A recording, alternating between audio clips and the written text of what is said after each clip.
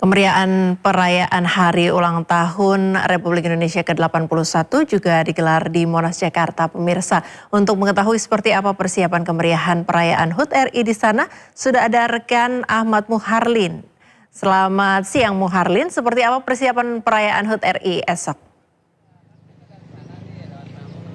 Iya, selamat siang Priska dan juga pemirsa. Untuk situasi di kawasan Monas ini sendiri, yang mana Monas ini menjadi salah satu titik utama yang menjadi pusat perayaan pesta rakyat untuk memperingati sekaligus merayakan Hari Ulang Tahun Republik Indonesia yang ke-81, di mana persiapan dan juga berbagai dekorasi tengah dikebut begitu untuk mempersiapkan perayaan Hari Ulang Tahun Indonesia yang jatuh pada hari Senin esok hari. Sejumlah rangkaian kegiatan juga nantinya akan disajikan di sepanjang kawasan Monumen Nasional ini sendiri, mulai dari nantinya ada berbagai macam kegiatan yang dihadirkan oleh di kawasan Monas ini sendiri, mulai dari perlombaan khas 17-an, kemudian ada permainan anak, wisata kuliner, pertunjukan kesenian budaya, dan ini tepat di belakang saya, Priska dan juga pemirsa, merupakan panggung utama yang terlihat cukup megah begitu. Nantinya di panggung ini akan ada sejumlah pertunjukan seperti konser musik, kemudian video mapping, dan juga ada pertunjukan lain seperti drone show, dan juga ada pertunjukan pesta kembang api. Dan selain itu, untuk masyarakat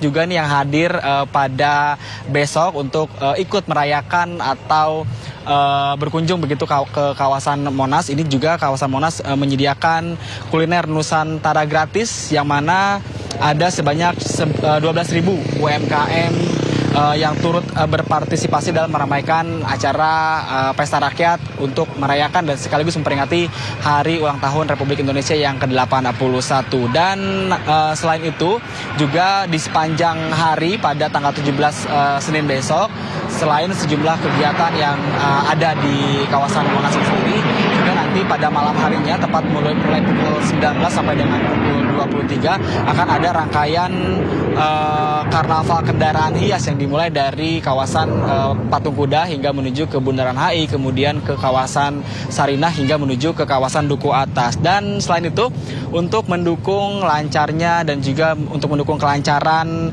dari acara pesta rakyat, yang mana pihak dari Dinas Perhubungan DKI Jakarta ini sudah menyediakan sebanyak 21 lokasi titik parkir untuk digunakan untuk para pengunjung yang tersebar di area kawasan Monas hingga Duku Atas, yang mana fasilitas parkir ini bisa menampung sebanyak 12.000 mobil, kemudian 8.000 motor, dan juga 97 bus. Dan ini untuk tentunya untuk Anda, khususnya warga Jabodetabek yang ingin berpartisipasi begitu untuk meramaikan sekaligus merayakan dan juga ikut bersenang-senang begitu, Anda bisa datang ke kawasan wisata Monas untuk menghabiskan waktu juga untuk merayakan Hari Ulang Tahun Republik Indonesia yang ke-81 bersama dengan sejumlah warga yang lain, mana tentunya pertunjukan besok, berbagai acara besok ini tentunya sangat menarik dan patut khususnya Anda ini wajib begitu untuk datang ke kawasan Monas pada tanggal 17 besok hari. Priska. Ya, Muharlin, apakah ada informasi pintu mana saja yang dibuka untuk Monas di Pesta Rakyat, dan juga jam berapa saja Pesta Rakyat ini bisa dikunjungi?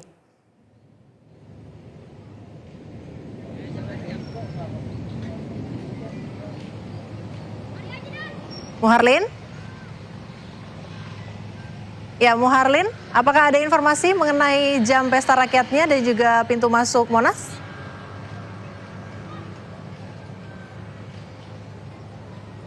Baik, terima kasih rekan Muharlin. Kami nantikan informasi selanjutnya mengenai pesta rakyat ini, dan selamat bertugas kembali.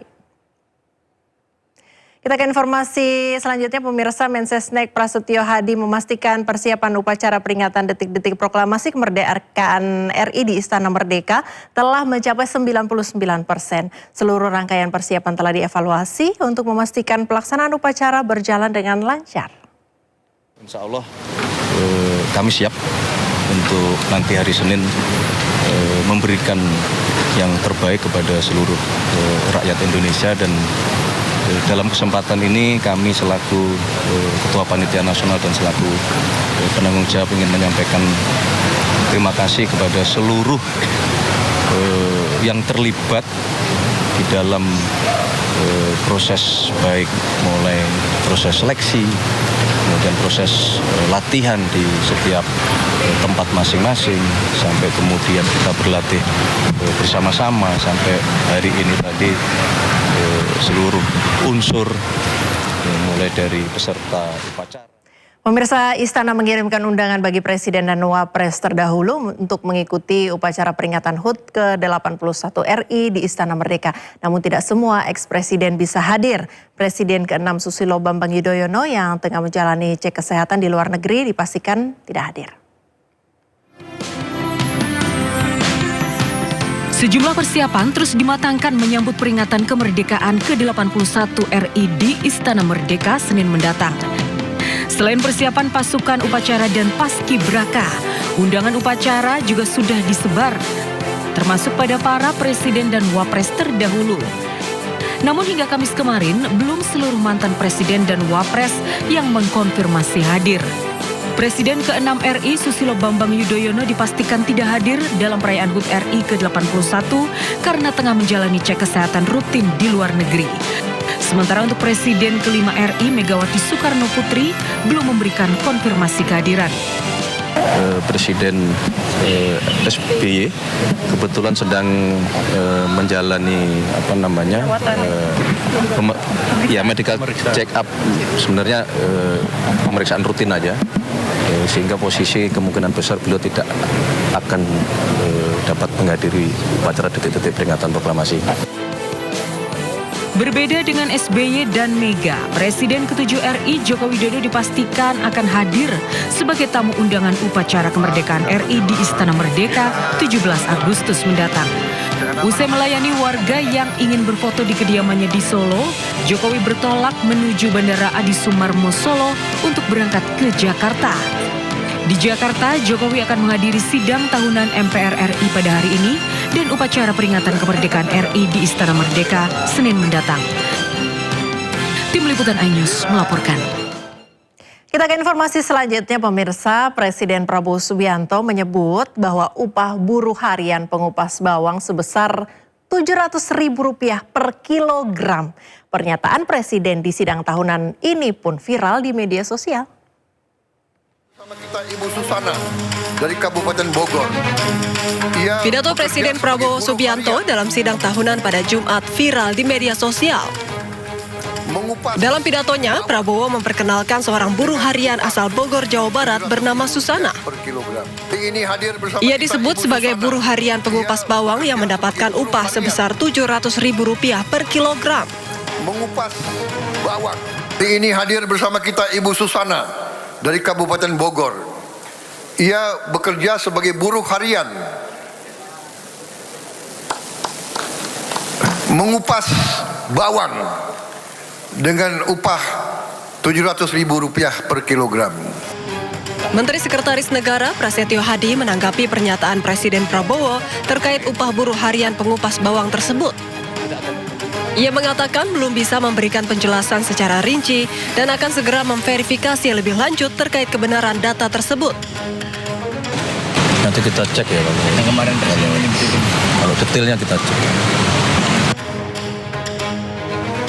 Padahal harga bawang di pasar tradisional pada Agustus ini berkisar Rp35.000 hingga Rp40.000 per kilogram. Hingga kini publik pun masih mempertanyakan upah fantastis pengupas bawang tersebut. Tim Liputan iNews melaporkan. Ya pemirsa, dari informasi pengupas bawang Rp700.000 per kilogram, kita ke informasi selanjutnya. Presiden Republik Indonesia Prabowo Subianto menyatakan penghasilan ojek online naik 2 hingga 3 kali lipat setelah penetapan sistem bagi hasil baru antara aplikasi dan pengemudi ojek online.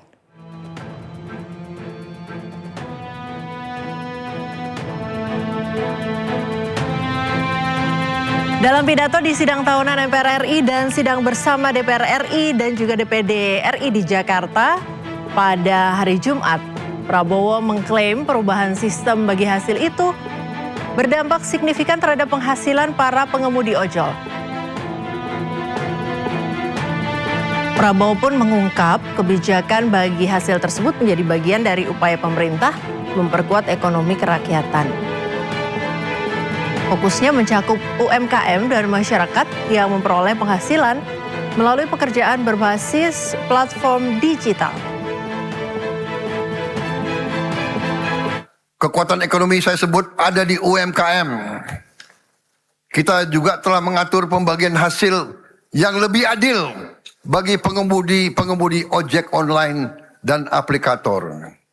Tadinya pengemudi ojol hanya dapat 80% dari upaya kerja mereka.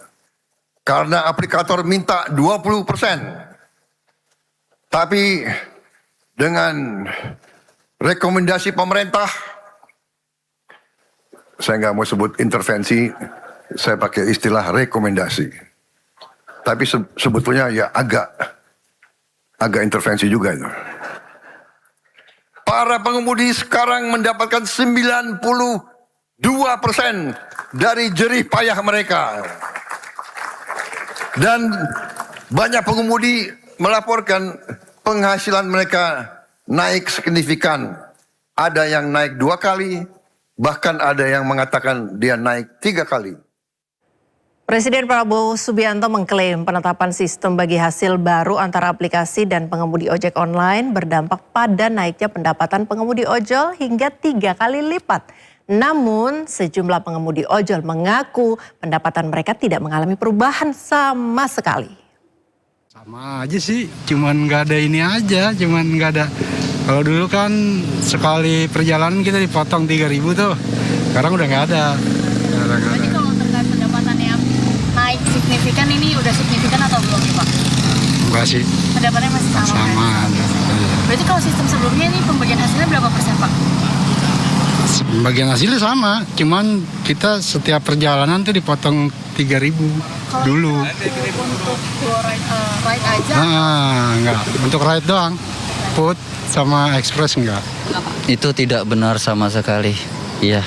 Untuk terkait dengan pemotongan dari biaya aplikasi dan lain-lain itu 8% atau bagaimana sekarang? Kalau dibilang 8%, intinya dari argo dari pendapatan yang kita dapat sebelum-sebelumnya itu tidak ada perubahan sama sekali. Kita sebagai driver merasa belum ada perubahan yang signifikan, seakan-akan masih monoton, masih seperti itu aja. Karena potongan yang jelas, potongan aplikasi ini tidak jelas dan tidak transparan. Sedangkan kami driver, kita mau dari argo customer itu langsung dipotong 8%, sudah. Jangan ada jasa layanan, dipotong jasa aplikasi lagi dan lain-lainnya, totalnya jadi itu.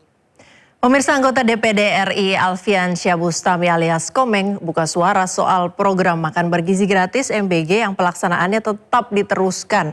Sambil berkelakar, ia menyebut persoalan utama bukan pada programnya, tapi pada SDM yang mengelola program ini. Sebenarnya semua program presiden bagus, cuman yang kerjanya aja pada nggak benar. Makanya mudah-mudahan yang sekarang padar ya. Iya. Mudah-mudahan bagus, karena memang MBG bagus, Kopdes juga bagus, apalagi Komeng. Pemirsa, demi menarik diaspora berprestasi berkontribusi bagi tanah air, Presiden Republik Indonesia Prabowo Subianto mengusulkan adanya kewarganegaraan ganda secara terbatas. Usulan ini disampaikannya pada pidato dalam penyampaian RUU APBN 2027 dan nota keuangan di hadapan DPR. Izinkan dui kewarganegaraan bagi talenta-talenta tertentu yang dibutuhkan oleh bangsa Indonesia. Indonesia memiliki jutaan diaspora. Di antara mereka terdapat ilmuwan yang hebat-hebat. Dokter, insinyur, ahli, kecerdasan buatan, peneliti, pengusaha, seniman, atlet, terutama pemain bola, profesional kelas dunia. Sebagian terpaksa mengambil kewarganegaraan lain karena kebutuhan karier, keluarga, atau pengabdian mereka di luar negeri. Usulan Presiden Prabowo tentang dui kewarganegaraan bukan tanpa sebab. Sejatinya, Indonesia memiliki jutaan diaspora seperti ilmuwan, dokter, insinyur, seniman hingga atlet. Sebagian dari mereka telah mengambil kewarganegaraan negara lain demi mendapatkan kesempatan mengembangkan karir. Melihat hal ini, pemerintah menilai bahwa Indonesia seharusnya tidak memaksa talenta terbaik memilih antara kesempatan berkarya di dunia dan ikatan diaspora dengan tanah air. Karena itu, Prabowo ingin membuka opsi kewarganegaraan ganda secara terbatas bagi individu dengan talenta istimewa yang dapat memberikan sumbangsih bagi kepentingan nasional. Kita tidak boleh memaksa talenta terbaik Indonesia memilih antara kesempatan berkarya di dunia dan ikatan mereka kepada tanah air. Hari ini pemerintah akan mengajukan kepada sidang yang terhormat ini perubahan undang-undang untuk membuka kewarganegaraan ganda secara terbatas bagi mereka yang memiliki talenta istimewa. Skema ini nantinya tidak berlaku secara umum, melainkan pemerintah akan menentukan secara selektif dengan mempertimbangkan integritas calon penerima, aspek keamanan, kewajiban kepada negara, dan kepentingan nasional. Tim Liputan iNews melaporkan. Menteri Sekretaris Negara Prasetyo Hadi buka suara mengenai wacana kewarganegaraan ganda bagi talenta tertentu yang diusulkan oleh Presiden Prabowo Subianto. Prasetyo menegaskan wacana pemberian dwi kewarganegaraan itu masih sebatas gagasan yang perlu dikaji bersama. Prasetyo menyebut pemerintah belum menentukan skema maupun mekanisme penerapan kebijakan ini. Baru disampaikan sebagai sebuah pemikiran gitu, yang kemudian minta untuk mari kita kaji bersama-sama ini. Ya belum sampai kepada skemanya seperti apa, tapi yang pasti adalah pemikiran itu tentu manakala pun nanti misalnya kita setuju bersama-sama tentunya sangat-sangat selektif. Bukan kemudian sebuah kebijakan itu berlaku kemudian bisa untuk semuanya atau bisa dengan mudahnya itu. Tidak seperti itu. Iran memamerkan puing-puing pesawat militer Amerika Serikat dan Israel yang hancur selama perang. Informasi selengkapnya usai jeda, pemirsa, tetaplah di Sindo Siang.